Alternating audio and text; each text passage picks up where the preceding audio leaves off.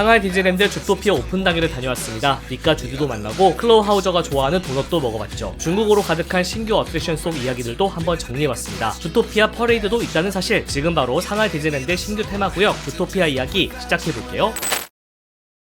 상하이 디즈니랜드 입구 앞에는 이런 미키 분수가 있습니다. 어디서 많이 본 모습이죠? 디즈니 영화 관람전에 나오는 이 장면을 보신 적이 있으실 텐데요. 여기서 휘파람을 불고 있는 미키는 1928년에 제작된 증기선 윌리에 나왔습니다. 의미가 있는 작품이라 영화 시작 전에 나오는 월트 디즈니 애니메이션 스튜디오 로고로도 나오고, 이렇게 상하이 디즈니랜드에서는 분수로도 만날 수 있죠. 이 분수 주변으로는 볼거리가 많은데 그중 하나가 바로 이 호수 위에 띄어진 거대한 도날드 덕입니다. 상하이 디즈니랜드는 유독 도날드 덕과 관련된 장소나 굿즈가 많습니다. 그래서 제가 좋아하죠. 분수 주변으로 주토피아 포토존도 생겼더라고요. 주토피아 오픈을 맞아 무려 쉐보레에서 후원을 해준 것 같은데 경찰차 디자인으로 된 차량이 전시되어 있었습니다. 옆으로는 주디가 탈 법한 크기의 작은 차도 있더라고요. 하지만 주토피아 세계에는 더 작은 동물들도 있죠. 그래서 더 작은 미스터 빅이 탈 법한 차도 아주 작게 제작되어 있으니까 꼭 찾아보세요. 오늘 저희는 어디 왔냐면 상하이 디즈니랜드에 와 있는데요. 오늘 무슨 날이지? 오늘 바로 12월 20일 주토피아가 오픈하는 날입니다. 그래서 주토피아를 보러 왔는데 오늘은 정말 주토피아 올인을 할 거거든요. 아침부터 밤까지 한번 꼼꼼하게 둘러보고 뭐 간식이라던가 혹은 뭐 상품이라던가 이렇게 꼼꼼하게 둘러보도록 하겠습니다. 가시죠! 고! 이렇게 생긴 입구들이 있는데 이곳을 통과해야 입장할 수 있습니다. 그런데 몇 년 전에 비해 펜스가 더 높이 설치되어 있더라고요. 진짜 오픈 초기에는 보지 못했던 엄청난 높이의 울타리들이 설치가 되어 있어요. 체감을 위해서 제가 한번 서보겠습니다. 아예 넘어가기가 어려워. 입장을 해서 티켓을 받았는데 티켓이 이게 주토피아 디자인이에요. 역시 주토피아가 오픈을 했으니까 이런 디자인으로 주는 것 같습니다. 이외에도 가젤, 닉, 주디 등의 디자인이 있다고 하더라고요. 입장하자마자 보이는 화단에는 보통 미키가 있기 마련이지만 주토피아 오픈을 맞아 주디로 화단이 꾸며져 있었어요. 미키가 잠시 자리를 뺏겼네요. 입장에서 화단 오른쪽으로 가면 이런 건물이 있는데 여기는 게스트 서비스입니다. 도움이 필요한 게 있으면 무조건 여기로 가면 되죠. 우리도 문의할 게 있어서 갔었는데요. 기다리는 중에 이런 주토피아 스티커도 주더라고요. 오픈 날이라서 준 걸 수도 있는데요. 언제까지 주는지는 알 수 없지만 참고하세요. 이 미키 시계탑을 지나 이 밑을 지나가면 드디어 상해 디즈니랜드의 첫 번째 테마구역 미키 에비뉴가 나옵니다. 겨울 시즌이라 눈사람도 있고 겨울왕국 포토존으로 거리 입구가 꾸며져 있더라고요. 상하이 디즈니랜드의 전반적인 이야기는 다음 영상에서 해볼게요. 왜냐하면 바로 주토피아 테마구역으로 갔었거든요. 오픈일이니까 무조건 먼저 가야죠. 주토피아 테마구역 위치를 잘 모르면 초반에 시간을 허비할 수 있는데요. 여기 아까 본 미키 분수가 있습니다. 입장하면 아까 봤던 화단이 나오고 쭉 직진하면 파크의 상징인 캐슬이 나오죠. 캐슬 오른쪽 길을 따라 캐슬 뒤로 가면 긴 통로가 나오는데 여기가 바로 주토피아 테마구역입니다. 세븐드워프 마인트레인 오른쪽에 테마구역 입구가 있는 거죠. 그리고 세븐드워프 마인트레인 왼쪽으로는 테마구역 출구가 있습니다. 현재는 오픈 초기라 많이 붐비기 때문에 입구와 출구가 따로 운영되니까 시간을 허비하기 싫다면 반드시 오른쪽으로 입장해야 합니다. 오픈일이지만 평일이라서 그런지 테마구역 입장 대기 시간이 40분밖에 안 되더라고요. 테마구역 자체가 작은 편이기 때문에 너무 붐비지 않도록 조절을 하더라고요. 그래도 생각했던 것보다는 그렇게 막 엄청 사람이 많은 것 같지는 않아요. 약간 좀 적당하게 있는 것 같은? 엄청 몰릴 줄 알았는데 뭐 그렇게 막 엄청 몰리는 건 아닌 것 같고, 놀이기구가 아닌데도 테마구역 들어가는데 대기를 해야 하니까 이 점 참고해서 일정을 짜야 합니다. 이제 입장한다. 우와, 주토피아. 가장 먼저 보인 건 가젤 콘서트장이었습니다. 주토피아 테마구역에는 재미난 설정이 하나 있는데요. 우리가 방문한 이날이 동물들의 화합을 위한 가젤 콘서트가 열리는 날이라는 설정입니다. 주토피아 테마구역에서는 이 설정이 매우 중요합니다. 주토피아에는 3가지 크기의 동물들을 위한 배려가 돋보이는데요. 일반 벤치 옆으로는 거대한 동물들을 위한 벤치가 따로 마련되어 있고 그 밑은 작은 동물들의 주차장으로 쓰이고 있었습니다. 너무 귀엽죠? 식수대도 마찬가지입니다. 우리 인간 중엔 성인과 아이가 마실 만한 높이의 식수대도 있지만 저 위에는 거대한 동물을 위한 식수대가 따로 있습니다. 신호등도 귀엽더라고요. 역시 3가지 크기의 동물들을 위한 신호등이 함께 작동되고 있었는데요. 이런 걸 하나씩 찾아보는 재미가 있었습니다.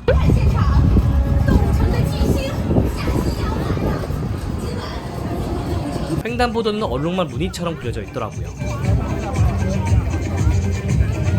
건물들도 꼼꼼히 보는 게 좋은데 이런 디테일들이 있기 때문입니다. 작은 동물들이 드나드는 출입문이 따로 있는 거죠.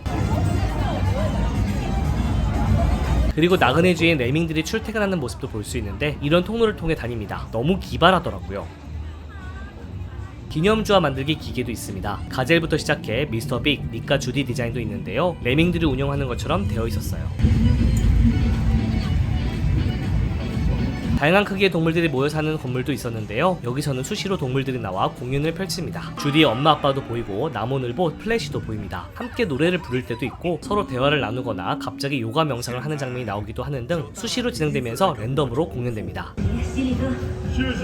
乐意效劳。对了，有谁想加入今晚的深夜冥想？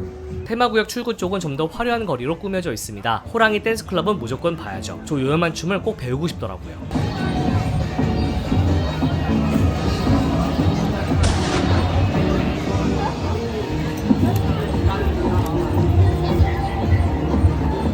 동물들이 이용하는 헬스장도 있습니다. 목이 긴 기린이 걷고 있네요. 기린 밑으로는 작은 쥐가 뛰고 있습니다. 이런 아이디어가 너무 귀엽더라고요. 테마구역 내 유일한 화장실이 있는 곳에는 쥐들을 위한 클럽이 있는 것 같더라고요. 화장실 앞 분위기가 요상했습니다. 화장실은 평범했는데요. 가끔 동물들의 대화 소리가 들리고 손 말리는 기계에 동물 발바닥이 그려진 정도입니다. 건물벽 곳곳에는 포스터들이 붙어있는데 역시 가젤 콘서트를 알리는 포스터도 있습니다. 오늘은 가젤 콘서트가 열리는 날이기 때문입니다. 이 외에도 다양한 홍보 포스터들이 붙어있는데 여기도 역시 작은 동물들을 위한 포스터가 따로 있습니다. 발밑에 보면 작은 포스터도 있어요. 디즈니 덕후들을 위한 이스터에그도 있었습니다. 여기 보면 트레이더 램스라고 해서 양과 관련된 클럽 포스터 같은 게 있는데요. 이건 미국 디즈니월드와 디즈니랜드에 실제로 운영되고 있는 바 트레이더 샘스를 패러디한 부분입니다. 이건 상당히 디테일한 이스터에그죠.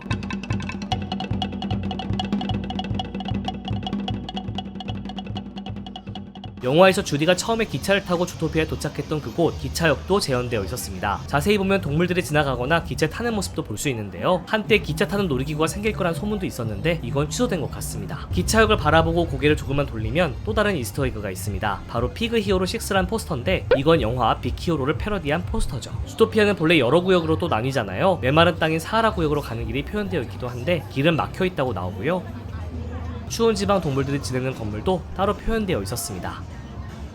일정 시간이 되면 수시로 닉과 주디가 돌아다니기도 해요. 사람들이 막 쫓아다니는데 전혀 그럴 필요가 없습니다.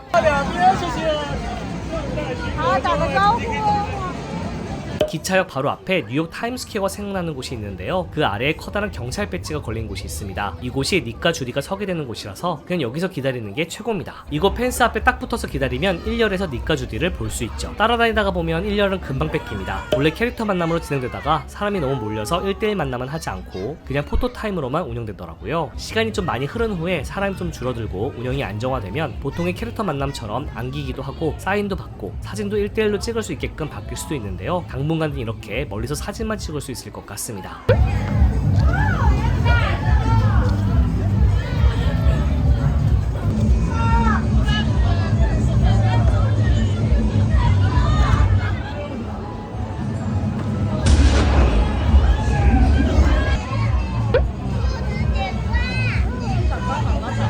주토피아 신화를 표현한 곳 주변을 살펴보면 경찰서 건물도 있는데요. 이것도 영화 속 경찰서와 똑같이 재현되어 있었습니다.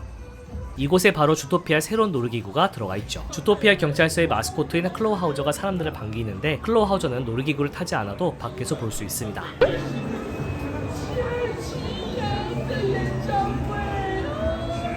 신규 놀이기구의 이름은 주토피아 하퍼슈트, 추격을 스토리로 하는 어트랙션입니다. 한 가지 놀랐던 건 질서였는데요. 상해 디즈니랜드 오픈 초기 3년 동안 있었던 무질서함이 많이 사라졌더라고요. 이 점이 너무 좋았습니다. 대기줄 중에 가젤 콘서트를 알리는 포스터가 한 번 더 나옵니다. 경찰서 로비에 들어서면 클로우 하우저를 가까이서 볼 수 있습니다. 우리가 경찰서 내부로 들어갈 수 있는 이유는 우리가 신입 경찰이라는 설정이기 때문입니다. 경찰서 내부로 들어가면 경찰들의 모습을 볼 수 있고 서장 보고 사진도 볼 수 있습니다. 닉과 주디도 당연히 있죠. 이달을 경찰관으로 뽑혔네요. 그리고 악당 벨웨더가 가젤 콘서트가 있는 날이면 탈옥을 시도했고 그때마다 다시 잡혔다는 기사도 벽에 걸려 있습니다. 그런데 오늘도 가젤 콘서트가 있는 날이잖아요. 설마 오늘도? 경찰서 내부로 더 들어가면 주디의 사무실도 볼 수 있고 닉의 사무실도 볼 수 있습니다.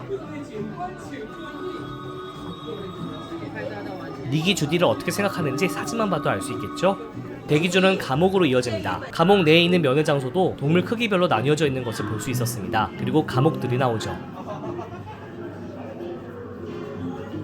어떤 동물들이 수감되어 있는 곳일까 감이 잡힐 정도로 내부도 가지각색으로 꾸며져 있더라고요. 작은 동물들을 가두는 공간도 작게 만들어져 있었습니다. 그런데 감옥 중 하나가 심상치 않았습니다. 누군가 벽을 뚫고 탈옥을 한 건데요. 가젤 콘서트 포스터에는 낙서가 되어 있었습니다. 누가 탈옥했는지 느낌이 오죠? 바로 영화에서 빌런으로 등장한 벨 웨더입니다. 대기줄은 벽 뒤로 연결되는데요. 환풍기가 뚫려 있고 환풍기 위로 누군가 기어가는 소리가 납니다. 실시간 탈옥 중인 거죠. 그 다음 공간은 다시 경찰서 내부로 연결되고 여기저기서 비상 알람이 울립니다.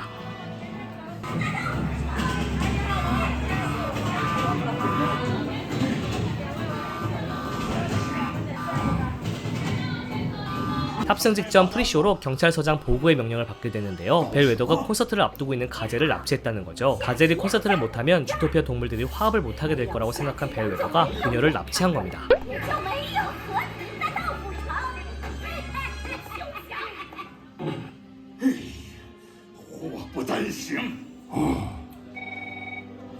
닉과 주디는 바로 벨 웨더를 추적하기 시작하는데요. 우리가 닉 주디를 도와야 하는 설정입니다.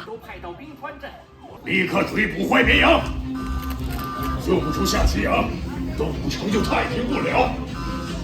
好，经纪人加快脚步往外走起来，让 Remain inside the car with the safety restraint pulled down.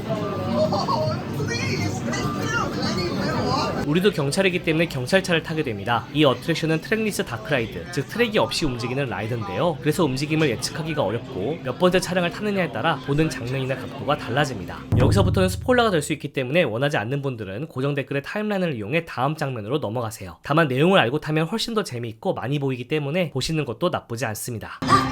等我信号，行动！ 추운 지방인 툰드라타운 생선 통조림 공장에 벨웨더가 있다는 사실을 알아낸 닉과 주디 덕분에 툰드라타운부터 수색을 시작합니다. 전반적으로 라이드는 추격전 치고는 속도감은 적은 편이지만 대신에 엄청 정신없이 움직이는 게 특징이죠.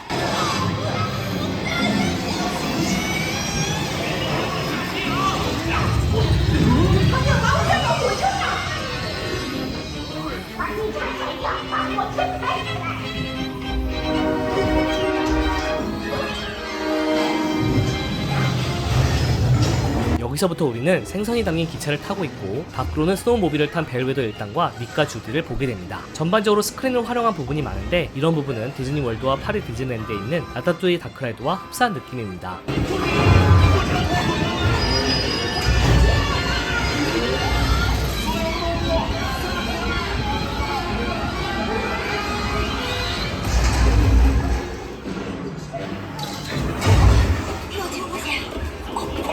가젤을 찾아야 하는데 모든 동물들이 가젤 머리띠를 하고 있습니다. 오늘이 콘서트 날이라 다들 가젤 머리띠를 하고 있어서 찾기가 쉽지 않죠.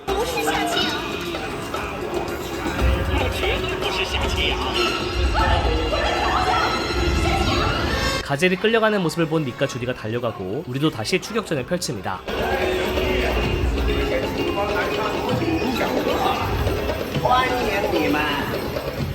그렇게 이동한 곳은 요가원인데요. 라이드는 주토피아 영화 이후의 이야기를 다루고 있지만 몇몇 장면은 영화 속 장면들을 그대로 가져온 부분이 있습니다. 요가원도 그런 장면 중 하나죠.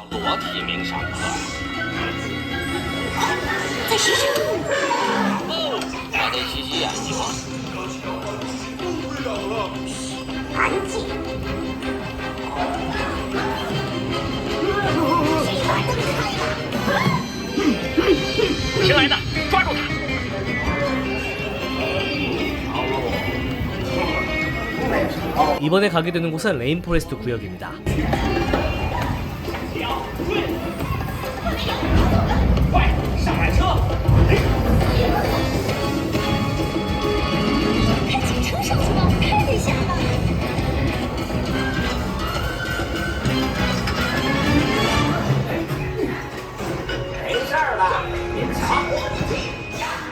케이블카를 타고 이동하는 장면은 디즈니월드의 스타워즈 라이즈 오브 레지스턴스와 미키와 미니의 런어웨이 레일웨이와 비슷합니다.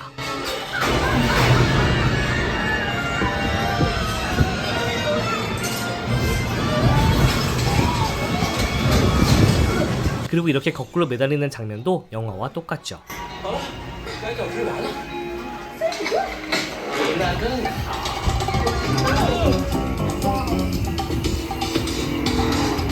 그 다음 장면에서는 그 유명한 나무늘보 플래시가 등장합니다.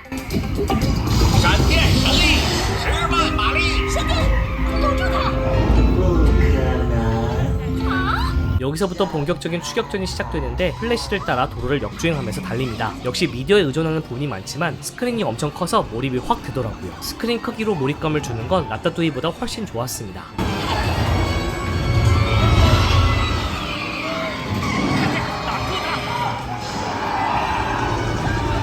헬리콥터를 이용해 가젤은 구하지만 벨웨더는 다시 도망을 치는데요. 이제 우리가 벨웨더를 추격합니다. 우리가 벨웨더를 잡을 수 있는 기회죠.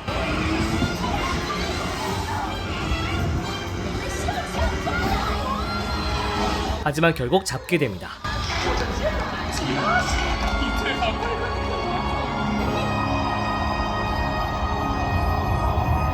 그리고 이어지는 장면은 가젤의 콘서트장이죠. 전체적으로 이 라이드는 기존에 있던 디즈니의 인기 어트랙션들을 한데 섞은 느낌에다가 다소 미디어의 비중이 높은 편입니다. 이 부분 때문에 살짝 아쉬움이 느껴질 수 있지만 실제로 탑승해보면 미디어 몰입이 괜찮은 편이라 전 나쁘지 않았습니다. 스타워즈 다크라이드만큼의 전율은 아니지만 귀여움으로 가득 찬 라이드입니다. 애니메트로닉스의 눈이 흐리멍텅하다는 댓글도 많이 남겨주셨더라고요. 하지만 실제로 타보면 영상으로 볼 때보다는 또렷한 편입니다.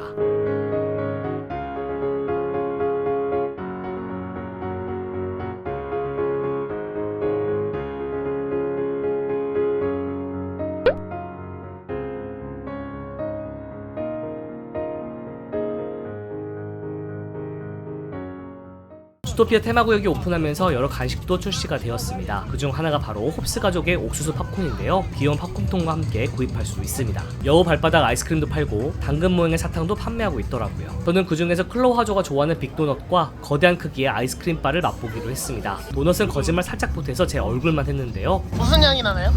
완전 초콜릿 향, 완전 달콤한 향. 이거는 진짜 짱 크다. 야, 이거 어떻게 먹어? 이거 마시멜로래요, 마시멜로. 오늘 밤에 호텔 가서 먹어야겠다, 이거 다. 클로우 하저가 왜 이 도넛을 좋아했을까 궁금했었는데 겉뿐만 아니라 속에도 초콜릿이 채워져 있더라고요. 안에 초콜릿 들었네. 맛있겠다. 와. 진짜 맛있어. 어때? 달아? 진짜 달아. 맛있겠다. 이 안에 초콜릿 들어가지고 진짜 달아. 이거 생쥐들이 먹는 것 같은 이거를 한번 먹어보겠습니다.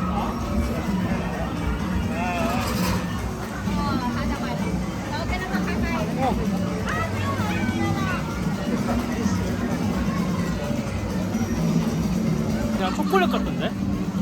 약간 딸기맛 나는 초콜릿. 큰 거 사면 어떡하냐? 당근에 팔자. 당근. 못 먹을 것 같은데. 당근. 큰 북극곰이 입구를 지키고 있는 곳은 푸르푸르의 가게입니다. 푸르푸르는 영화에 나오는 미스터 빅의 딸이죠. 테마구역 내 유일한 상품샵입니다. 그런데 여기서 파는 굿즈 대부분이 파크 입구 쪽에 있는 상품샵에서도 판매가 되고 있어서 굳이 여기서 쇼핑을 할 필요는 없습니다. 여기서는 오히려 상품샵에 들어가기 위한 대기 시간이 30분 넘게 발생하기 때문에 다른 곳에서 쇼핑하는 게 낫습니다.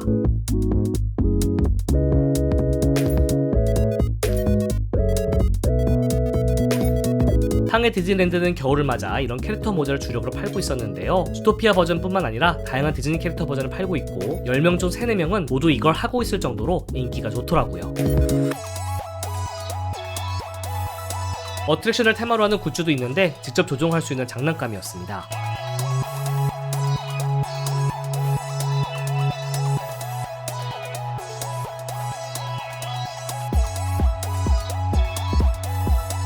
닉 넥타이와 셔츠도 파는데 디즈니 월드에 입고 갔던 기억이 나더라고요.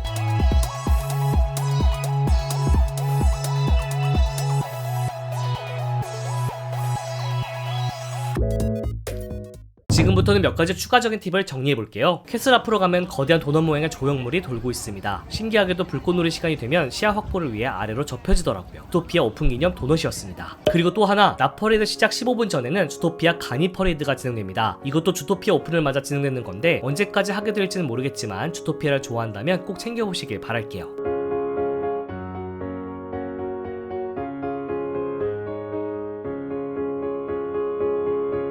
또 또 하나 팁을 드리자면 상하이 디즈니랜드 공식 앱에도 챙길만한 부분이 있다는 건데요. 이 부분을 클릭해 주토피아 시민이 될 수도 있습니다. 몇 가지 질문에 대답하면 내가 어떤 동물 시민인지 MBTI 검사처럼 나오고 파크 내에서 AR 카메라로 재미난 사진을 찍을 수도 있습니다. 숨겨진 쿠폰도 받을 수 있고 외모도 내 마음대로 꾸밀 수 있으니까 꼭 해보세요. 마지막 팁은 야간에도 주토피아 테마구역을 한 번 더 방문해보라는 건데요. 야간에 조명이 들어오면 또 다른 느낌이 납니다. 상하이 디즈니랜드의 테마구역들은 유달리 야간에 어두운 편인데 주토피아는 실제 도시처럼 밝게 빛납니다.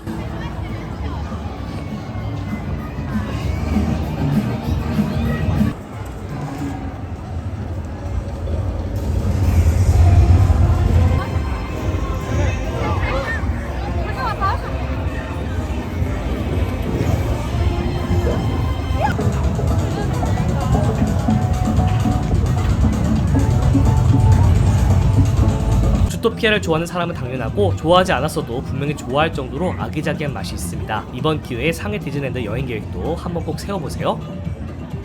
주토피아 테마구역에는 레스토랑이 없지만 다른 곳에서 이 메뉴를 먹어볼 수 있습니다. 그리고 이런 귀여운 간식들도 있고 귀여운 굿즈들도 있죠. 무료가 없는 저의 마음을 움직인 이 귀여운 모자도 하나 사서 하루 종일 하고 다녔습니다. 다음 영상에서는 상하이 디즈니랜드의 일반적인 여행기와 팁 그리고 정보가 이어집니다. 놓치지 않도록 구독, 알람 설정 미리 해두세요. 오늘은 여기까지.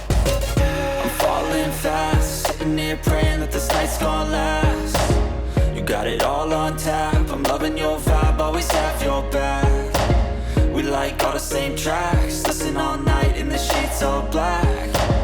Said I'm falling fast, don't remember life